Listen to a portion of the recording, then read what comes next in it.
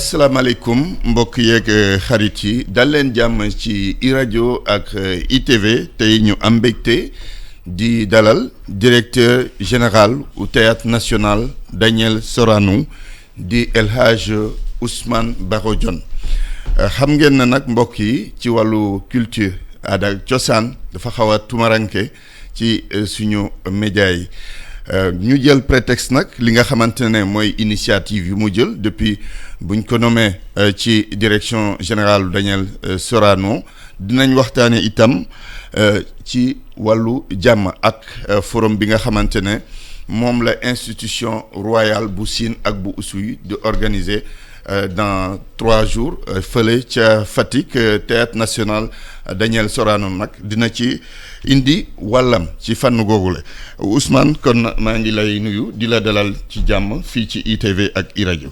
Merci beaucoup Antoine maa ngi am mbégte ñëw wuyu si sa invitation. di profité di nuyu seen auditeurs yi ak seen téléspectateurs yi. jërëjëf Ousmane théâtre national Daniel Sorano fonction wala boog vocation mooy la promotion de la diversité culturelle mun nañ ko wooye noonu. gis nañ ne itam depuis bi nga yegsee am na ay initiative yi ngay jël initiative dans le cadre du développement de la société bu ñu la dénk di théâtre national Daniel Sorano alors yan initiative nga nekk di dérouler fu mu nekk nii ci biir Sénégal jëmale ko ci promotion de la diversité culturelle. jërëjëf Antoine maa ngi lay gërëmaat di la sant. effectivement ni nga ko waxee Sorano c'est un patrimoine national. bi nga xam ne rôle am effectivement c'est de promouvoir la diversité culturelle. De sauvegarder le patrimoine immatériel. Et aujourd'hui bi nga xam ne yegsi nañ ci direction bi li ñuy njëkk seetlu mooy li nga xam ne moom la Sorano daan def vers les années 70 ba vers les années 80 ñu koy woowee tournée de décentralisation dafa arrêté woon pratiquement. Oui. ba tax na Sénégalais yu bëri xamatuñu woon Sorano li muy def est-ce que troupe yaa ngi liggéey yan artistes ñoo fa nekk et cetera. moo tax rapidement nous mettre en place un projet pour reconnecter un peu Sorano aussi ak Sénégal ak Sénégalais yi ñu mettre en place un projet bu ñuy wax Sorano chez vous. Sorano chez vous. donc Sorano chez vous comme ni ko tur bi tuddee mooy Sorano day jógee Dakar jóge ci ay locaux dem fekki Sénégalais yi fu mun doon ci biir Sénégal. oui muy tournée de décentralisation. tournée boobu nag bi ñu ko tàmbalee en janvier juste bi ñu yegsee vraiment am nañ ci satisfaction bu baax a baax. parce que déjà initiative bi c'est que dañ koy dérouler en partenariat avec les collectivités territoriales. pour mu gën a yomb parce que aussi dafa laaj ay moyens dafa laaj ay dispositions yu am solo yoo xam ne war nga ko mën a jël pour mun ko dérouler correctement. parce que c'est pas moins de 50 artistes ngay déplacer. ak li mu laaj ci logistique et cetera. mais yàlla def na bi ñu ko lancé quand même ba léegi. déjà jot nañu def 6 régions. 6 régions pour le moment. exactement yoo xam ne dem nañu fa te yi ci bëri sax du ci capitale yi parce que boo xoolee à Thiès bon def nañu Thiès mais def nañu. Thiès commune voilà. Oui. mais def nañu dëkk bu ñuy wax dans le département Tivaouane Thilmakha. waaw voilà donc mu dëkk boo xam ne dëkku culture la. dem nañ dëkk boo xam ne aussi c'est la première fois depuis 1960. bi nga xam ne 65 bi nga xam ne inauguré nañ le théâtre national Daniel Sorano. ñu dem dans le Fouta. en particulier ci commune bi ñuy wax Doumgalaw. c'est pratiquement à 550 kilomètres de Dakar. oui ñoo xam ne mësuñu gis les artistes de Sorano mësuñu xam le contenu artistique bi nekk biir Sorano. mais naka la ñuy accueillir justement les artistes de Sorano yi nga xamante dañ leen di gis à distance soit à travers la télé wala boog ñu dégg leen sax ñu ci wax ci wàllu rajo yi ak télé yi. mais c'est avec beaucoup d'enthousiasme et de plaisir. Déjà le premier constat maa ngi ko def bi ñu demee à Kaffrine. particulièrement ci dëkku ministre de la culture et du patrimoine historique ma koy nuyu au passage. effectivement dans le Ndiognic. particulièrement à Kër Pathé. où les populations pour la première fois ñuy gis des artistes surtout ñu nekk ci séries yi télé yi et cetera. c'est très content. vraiment accueillir leen saafonteeg ñoom et mobilisation bu exceptionnelle. donc loolu c'est un premier constat beneen bi c'est quand on est allé aussi à Doumgalaw on est resté jusqu'à 3 heures du matin di jouer mais kenn bougé wul une forte mobilisation des populations autochtones. Donc loolu day waral rek attachement bi nga xam ne suñu population yi am nañ ko vis-à-vis de notre culture. oui mais du ñu am occasion ñu présenter leen ko ñu xam lu mu doon.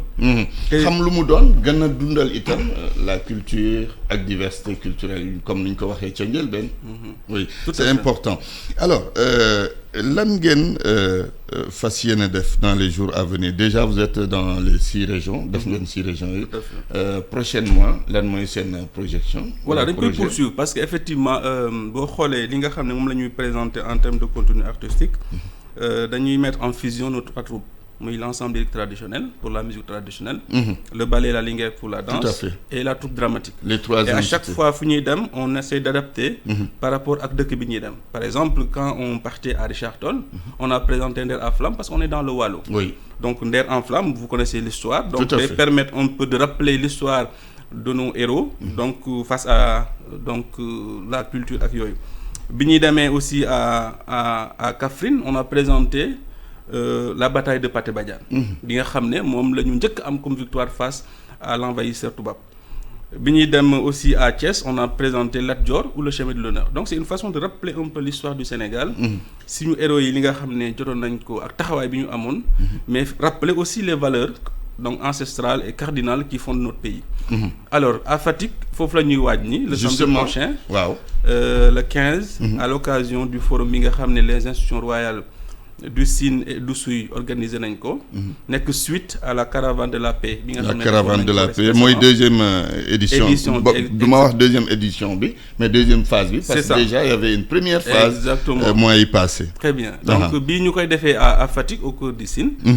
ñu fas yéene un peu reconstituer l'histoire Aguène et Diambogne. donc lan moo lié le séeréer et le joola. tout à fait yan ramification moo am ba séeréer bi ak tukulóor bi décalante. ban relation moo am diggante séeréer bi ak lébu bi. donc tout cela nekk histoire boo xam ne ñu bëri xamuñu ko. xamuñ fu ñu jógee xamul lan moo ko sabab. donc bi ñu sollicité ci cadre boobu noonu nous on était vraiment très contents de pouvoir reconstituer cette histoire là. présenter ko à Fatick le 15. le 16 ñu dem à Diakhao. mi nga xam nag mooy nekk la capitale du Sine et puis buur bi ma koy nuyu aussi de passage. foofu la nekk ñu nar ko fa jouer le 16. donc loolu moo nekk dans le court terme le programme. en attendant maintenant de préparer la grande soirée de fin de saison. le 29 avec les 3 troupes yi nga xam ne. oui yaa ngi wax forumu Fatick bi am pour thème. héritage culturel et cohésion sociale dans la nation sénégalaise mu dëppoo ak pièce théâtrale bi ngeen war a jouer. est-ce que on peut dire de façon formelle sans risque de se tromper avec le théâtre national Daniel Sorano sénégalais yi dinañ gën a xam seen cosaan ak seeni aada. très bien sûr parce que en fait comme ni ma ko waxee woon sànq. le théâtre national Daniel Sorano dafa nekk ci wàllu culture le Sénégal en miniature. boo fa ñëwee ethnie yëpp nga fay fekk. fekk joolaa fekk fa mandeng fekk fa séeréer fekk fa tukulóor fekk fa wolof bi ñëpp nga fay fekk. de sorte que fu ñu dem. ak ci kii boobu mën a bokk. di nga ci gis sa bopp. dëgg la parce que bu fekkee tukulóor ay tukulóor dañ la wayal bu fekkee séeréer nga bu fekkee joolaa nga et cetera. et puis lu ci gën a neex sax mooy da ngay dégg séeréer di woy woyu tukulóor nga dégg wolof bi di woyu séeréer ainsi de suite. exactement donc ñëpp. c'est-à-dire que bu joolaa bi di way ñëpp kay aw. tout à fait donc ñoom dañuy mokkal wayu séeréer tukulóor joola et cetera. donc c'est ça qui fait le charme. beneen aspect bi mooy cohésion bi nga wax ça je pense que ñun culture dafa am rôle bu am solo boo xam ne war na ko jouer ci société bi. ci wàllu paix ci wàllu stabilité ci wàllu cohésion. boo xoolee récemment le 21 bi ñu génn mu tombeek fête de la musique dafa am dañ ko célébrer ci kanamu théâtre bi. te thème majeur bi nekkoon la paix et la stabilité au Sénégal surtout ak contexte bi ñu nekk nii pour rappeler un peu sénégalais yi li nga xam ne war nañ ko mun a dundal suuxat ko parce que Sénégal na ku ko xam-xam ne c'est un pays de paix de teranga de stabilité ñu bëri di ñu ñëw ci loolu donc waruñu toll tey en 2023 di gis yenn scène de violence yi suñu xale yi di ko gis société bi di ko dund. ñuy yàq ay yëfu jàmbur. donc culture moo war a mun a cimenter loolu. rappeler ñi seen valeur rappeler ñi seen cosaan ak seen aada. pour que ku nekk loo sa xel. et aujourd'hui loolu dañ ci am rôle bu am solo ba tax na li nga xam ne moom la ñuy dëgmal nii mu war a nekk représentation Aguène et Diambogne ci loolu rek lay rappeler te ci loolu la ñu inscrire à travers nos différentes prestations te ci loolu aussi la ñuy continuer di xuus. Et ce n'est pas pour rien qu'on dit que la culture est au début et à la fin de Exactement. tout. Am na solo mais au-delà de tout ça yan projet majeur ngeen am foofu ca Daniel Sorano ngir gën a jox théâtre national daayoo bi nga xamante ne amoon na ko ca jamono Senghor ak sax jamono Abdou Diouf. Tout à fait alors je pense que beneen aspect bi nga xam ne en dehors des tournées de décentralisation xamee woon nañ ko Sorano c'est les tournées à l'international. Parce que culture dafa nekk un levier diplomatique. Bon ñu koy woowee dans le jargon soft power. bi nga xam ne war na mënu taxawul Sénégal fu nekk ni ko sport di defee. culture da ca am wàllu bu am solo te boo xoolee vers les années 70 comme ni nga ko rappelé saa yu Senghor daan dem à l'étranger Sorano moo doon dem en précurseur def soirée bu mag wane suñu cosaan ak suñu aada balaa le président di yegsi loolu carte d'identité Sénégal la ba tax na bi ñu ñëwee ci projet yi nga xam ne lancé nañ ko projet Sorano et sa diaspora da si bokk ñu bëgg reprendre les tournées à l'international et déjà commencé nañ ko. Le ballet est parti à Abidjan à Agboville. am fa prestation ak taxawaay bu am solo boo xam ne rehaussé na encore une fois image yu Sénégal ci wàllu cosaan ak aada. te par ricochet c'est l'image du Sénégal. Donc elle-même. ñu dem au Congo Brazza avec la troupe dramatique présenter foofu le Zoulou. Chikaya Utamsi. Donc à l'occasion du festival de cirque bi ñu xam ne invité nañu ñu am aussi prestation am solo.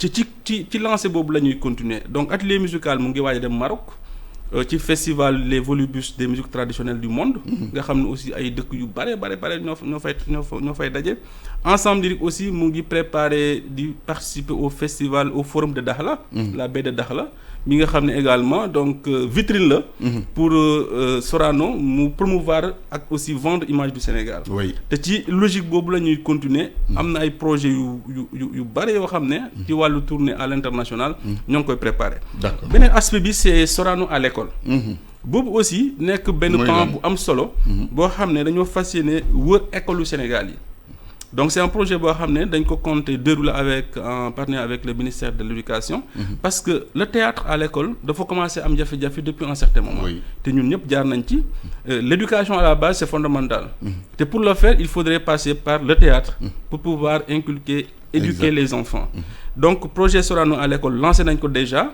à Sorano le 17 mai bi passé on avait comme invité d'honneur l'école Les Cours Sainte Marie de Hann ak Mariama Ba.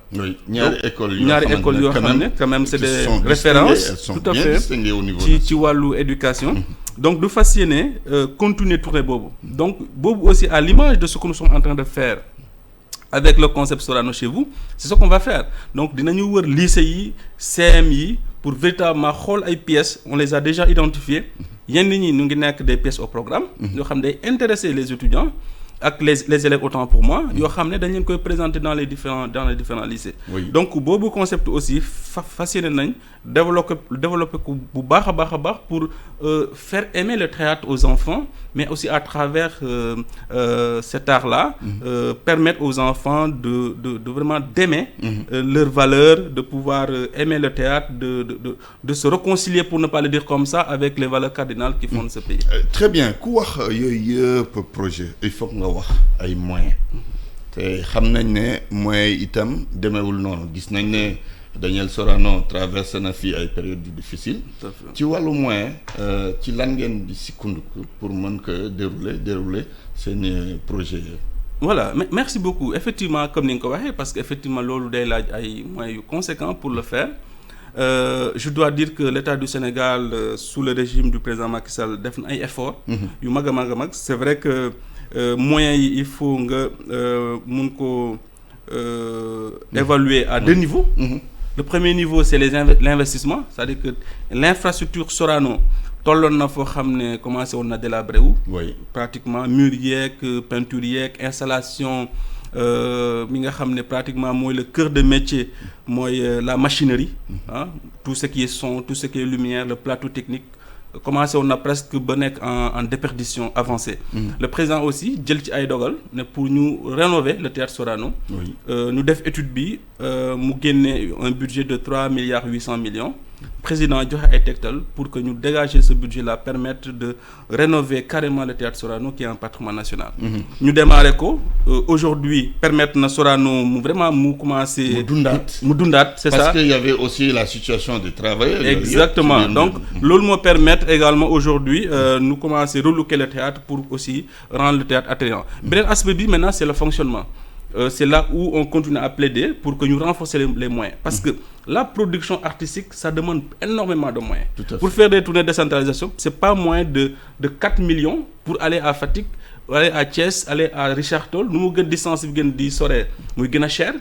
La production elle-même pour produire des pièces théâtrales, ça demande énormément de moyens. C'est là où on continue et l'actuel ministre Alioune Sow mu ngi ci pour accompagner ñu dans ce sens.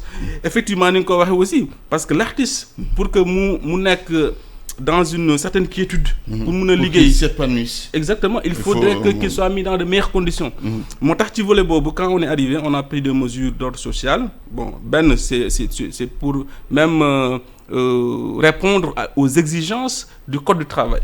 Des artistes qui ont fait 10 ans te embauché wuñ leen ñenn ñi ils ont fait 13 ans ñenn ils ont fait 15 ans alors bi ñu yegsee on a fait un plan de régularisation sur 3 ans. Oui. Ren on a embauché 12 agents yoo xam ne ils étaient dans une situation de précarité avancée. Tout à fait. Et plan boobu dañ ko compter poursuivre. Beneen bi c'est tous les aspects qui sont liés à des prises en charge muy médical muy pharmaceutique. Social. Muy cotisation IPRES. Toutes ces questions on les a réglés donc ci diir bi nga xam ne yegsi nañ à la tête de la direction générale et qui participe à favoriser un climat apaisé permettant aux artistes de pouvoir se produire correctement. Non c'est fondamental maa ngi fàttaliku ci benn interview 2014 kenn ci sa prédécesseur yi docteur Massamba Gueye di naan le problème de Sorano c'est la faiblesse de financement. C'est ça. Et je pense est-ce que am nga yaakaar côté boobu dinañ def jéego pour gën a permettre théâtre national. mu jouer rôle bu nga xam ne moom lañ ko dévolver. Je le crois fondamentalement. Parce que boo xoolee am na ci déjà benn pas bu ñu ci def de 2014 à maintenant. am na une augmentation de la subvention bi nga xam ne état bi def na ko. ñu ngi continuer di demander des moyens additionnels. Qui est à combien? Voilà, aujourd'hui la subvention est à 500 millions. Donc c'était à 375. Donc l'État a mis 125 millions permettant la subvention d'être à 500 millions. Pour ce qui concerne le fonctionnement. Yeneen moyens yéen a koy wuti. Voilà yeneen moyens ñun ñoo koy wuti aujourd'hui dañoo changer statut. Exactement parce que fu mu nekk nii. Exactement Sorano est devenu un établissement public à caractère industriel commercial. Alors que établissement public à caractère administratif. Très bien. Léegi lan moo ci changé justement. Voilà c'est qu'aujourd'hui nous on a la possibilité de commercialiser tout ce qu'on fait. C'est vrai en État EPA on était carrément orienté vers le service public, c'est-à-dire que tout ce qu'on fait on le fait gratuitement. C'était l'État qui mettait les moyens. Oui. Mais aujourd'hui on donne beaucoup plus de possibilités donc de commercialiser nos espaces, de commercialiser nos produits ak lépp li nga xamante ne aujourd'hui am nañ ko comme possibilité de rentrée d'argent nous mettre ko à profit. Avant on n'avait pas ça. Aujourd'hui avec le mécénat, avec le partenariat, avec le sponsoring on peut aller lever des fonds. Mun nañu lëkkaloog ay partenaires pour déjà dans le cadre de nos projets yi nga xam ne nekk nañ ci ñu accompagner en mettant plus de moyens. Donc loolu tey ci loolu la ñu nekk moo tax tout ce déploiement là qu'on est en train de faire c'est pour davantage rendre le théâtre visible et permettre aux partenaires ñu gis ci seen bopp pour mun a accompagner nos projets. Bu ko defee l'État il va mettre des moyens c'est vrai mais le privé vont mettre des moyens à travers des sponsors pour aussi accompagner ces tournées-là, accompagner ces projets-là pour aussi avoir une certaine visibilité. D'accord. Daniel Sorano am na ay jamono amoon na ay jafe-jafe yu tar sax. Am na ñu jàppoon ne depuis que le Grand Théâtre est né dañoo xaw a délaisser le Théâtre national Daniel Sorano. Est-ce que yow noonu nga ko gisee woon wala bokkuñu vocation ñaari théâtre? Voilà, c'est ça. Je pense que c'est important Antoine ñu leeral côté boobu. Ñaari structure yoo xam ne ku nekk da nga am say mission propre. Bokkuñu ay mission parce que boo xoolee le Grand Théâtre biñ koy tabax esprit bi moo nekkoon ñu def ko une grande salle qui va abriter les grands événements culturels. Donc sénégalais autant pour moi et africain. Le Théâtre national Daniel Sorano ce qu'on a comme contenu artistique au Sénégal foofu la nekk. C'est-à-dire qu'au Grand Théâtre il y a pas de troupe. Là-bas, c'est la production à Daniel Sorano. Exactement. Alors que là-bas, c'est plus pour accueillir les grands événements culturels. C'était ça la vocation. Donc, nous, on n'a pas seulement l'histoire de la salle de Sorano que nous mettons en location. Et peut-être c'est récent pour permettre un peu de renforcer les moyens. Oui. Mais c'était pas ça. C'était pour permettre à nos troupes, muy ñetti entité yooyu, ñu am plateau fu ñuy répéter, ñu am plateau fu ñuy présenter ay spectacles, etc. Donc ñun suñu cœur de métier, c'est l'artistique. Suñu cœur de métier, c'est la créativité. Suñu cœur de métier, c'est la productivité. Donc foofu la ñu nekk. Donc on n'est pas dans une logique de comparaison de salles. Entre salle bi mu ngi am ay événements ak bële non ñun suñu mission aujourd'hui encore une fois amatuñu sax jot pour nga jot ci salle bi parce que tous les jours bi may ñëw nii ce matin bon ils étaient pas encore là mais ils doivent être là ce matin de 8h à 17h pour préparer justement la pièce qu'on doit présenter à Fatick. te bu ñu nekkee ci loolu on n'a pas de l'espace pour louer donc loolu mooy nekk suñu cœur de métier c'est vrai que quand les moyens sont assez faibles maintenant il faut trouver des moyens des moyens additionnels pour renforcer tout cela. Très bien. Mais encore une fois ce qui est clair la mission de Sorano rappelé nga ko au début c'est la promotion de la diversité culturelle la productivité la créativité mais faire en sorte d'être un porte-drapeau de la culture sénégalaise ici au niveau national mais à l'international. Pour jeexal ci wàllu recrutement talent parce que loolu itam dina am solo. Est-ce que cette politique est bien définie yéen a ngi xool comment recruter de nouveaux talents parce que itam il faut qu'on pense à la relève pour jeexal. Exactement, c'est vrai parce que effectivement bon boo ko xoolee par rapport au plan de gestion des carrières am nañu toujours chaque année dañu am ay départ parce que boo xoolee ndaanaan yi fi nekkoon ñoom Kiné Lam ñoom Soda Mama ñoom Xaar Mbay ma jàgg ñoom ñëpp ñu ngi jëm mag dem nañu donc chaque année dañuy organiser des auditions d'entrée yoo xam ne institutionnellement on a une commission artistique yi nga xam ne c'est un jury chaque année dañuy lancer selon les besoins ak les départs à la retraite ñu lancer un communiqué pour demander à tous les talents sénégalais muy instrumentiste muy musicien danseur ñu ñëw à Sorano ñu defal ay auditions et selon les places disponibles ci la ñuy recruter. Très bien. Cette année on a recruté pratiquement une dizaine de ñenn ñi danse ñenn ñi musique yoo xam ne ils sont aujourd'hui à Sorano di produire di jàng aussi ci ñi nga xam ne c'est les anciens et qui vont partir et qui vont leur laisser ce legs-là. Je pense qu'en termes de renouvellement des générations aussi des ressources humaines donc taxawaay boobu lañ ci am à travers cette commission artistique qui nous permet de renouveler le personnel. En tout cas maa ngi lay gërëm di la sant ci sa teewaay man maa lay remercier di la encourager di la souhaiter bonne continuation ci lancé bi ngeen nekk maa ngi fàttali auditeurs yi ak téléspectateurs yi ñu ngi àndoon ci waxtaan bi ak El Hadj Ousmane Baro Dione nekk directeur général du Théâtre National Daniel Sorano ñu doon waxtaane nag ay initiative am ay projet am ak lépp li nga xamante ne moom la Théâtre National Daniel Sorano doon def wala di def maa ngi leen di gërëm yéen téléspectateurs yi ak auditeurs yi jërë ngeen jëf ñu yéen ak jàmm